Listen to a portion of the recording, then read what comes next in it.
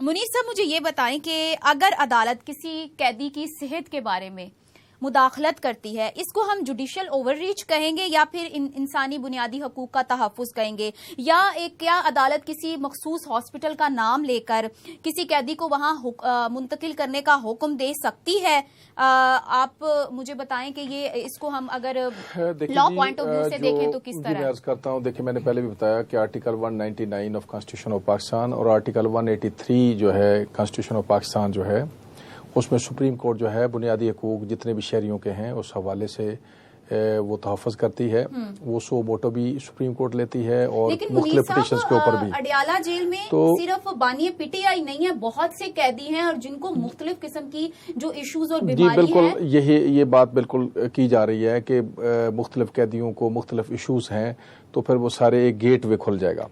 دیکھیں بات یہ ہے کہ انسانی صحت جو ہے اور انسانی جان جو ہے یہ بڑی امپورٹنٹ ہے۔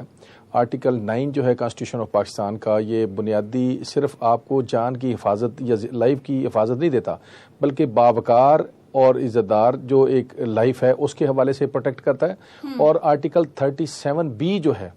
اس میں ہے کہ اسٹیٹ کی رسپانسبلٹی ہے کہ وہ جو ہیلتھ ہے اس کے اوپر جو ہے وہ لوگوں کو جو ہیلتھ جو ہے وہ پرووائڈ کرے۔ اور جو سپریم کورٹ آف پاکستان نے ایک ڈیسیژن دیا ہے on the basis of the sum material اور رپورٹس، تو لازمی بات ہے انہوں نے کسی چیز کو کنسیڈر کیا ہوگا، اور انہوں نے اگر کسی پرٹیکولر ہاسپٹل کا کہا ہے تو واٹ ایور اٹ از، بے شک وہ رولز میں نہیں پرووائڈ کرتا، لیکن ٹرانسفر آف ہاسپٹل جو ہے انہی رول کے اندر لکھا ہوا ہے کہ ہاسپٹل ٹرانسفر ہو سکتا ہے۔ لیکن سپریم کورٹ نے اگر کوئی چیز کی ہے انٹل اینڈ انلیس اس کو ریویو نہ کر دے، تب تک تو جو سپریم کورٹ کا آرڈر ہے obviously وہ جو لائبل ٹو بی امپلیمنٹڈ ہے۔ ٹھیک ہے احسن صاحب، مجھے یہ بتائیے گا کہ کیا آپ کو لگ رہا ہے کہ یہ جو میڈیکل ریلیف ہوا ہے، ہم نے پاسٹ میں بھی دیکھا کہ میڈیکل ریلیف جو ہوتا ہے وہ فرسٹ سٹیپ ہوتا ہے آپ کی چیزوں کو نارملائز کرنے کا، تو کہاں چیزیں جا رہی ہیں؟ کیا جس طرح کی بحث اور جس طرح کی چیزیں چل رہی ہیں تو کہا تو یہ جا رہا ہے کہ پہلے ہاسپٹل، اس کے بعد بنی گالا اور اس کے بعد کہیں اور، تو اس چیز میں آپ کو کیا لگتا ہے؟ کوئی چیزیں آپ کو اس طرح کی نظر آ رہی ہیں؟ دیکھیں میں نے تو پہلے بھی اس بات کا ذکر کیا کہ ہمیں تو ابھی کچھ عرصے پہلے عمران خان صاحب بھی بتایا کرتے تھے کہ جیل سے جب ہسپتال جایا کرتے ہیں تو یہ سمارٹ اینڈ اور ہوتا ہے۔ عمران خان صاحب نے یہی بتایا تھا قوم کو کہ جی جیل سے نکل کے جو ہے یہ ہسپتال جاتے ہیں اور پھر وہاں سے یہ لوگ باہر چلے جاتے ہیں۔ دیکھیں اس ساری بحث میں نا پیپلز پارٹی مس فٹ ہے، کیونکہ پیپلز پارٹی نہ کبھی جیل سے جدہ گئی، نہ کبھی جیل سے ہمیں سعودی عرب بھیجا گیا، ہمیں تو ہمیشہ جیل سے جو ہے وہ ڈیڈ باڈیز ہی دی گئی اور ہم نے اپنے لیڈرز کو جا کے اپنے گڑی خدا بخش میں دفنایا۔ میں سمجھتا ہوں کہ جہاں تک یہ بات ہے عمران خان صاحب کی صحت کی، تو ٹھیک ہے اگر ان کے لوگوں کو اس کے اوپر ہے تحفظات تو ان کے تحفظات بالکل کلیئر ہونے چاہیے، اور یہ حق کسی بھی سیاسی قیدی کو حاصل ہونا چاہیے۔ کوئی بھی سیاسی قیدی کی جو پٹیشنز ہیں وہ سپریم کورٹ کو اسی طرح سننی چاہیے۔ اور جہاں تک بات رہ گئی عمران خان صاحب کی صحت کے اوپر جو رپورٹس جمع کرائی گئی ہیں، دیکھیں یہ بات سچی ہے کہ عمران خان صاحب ایک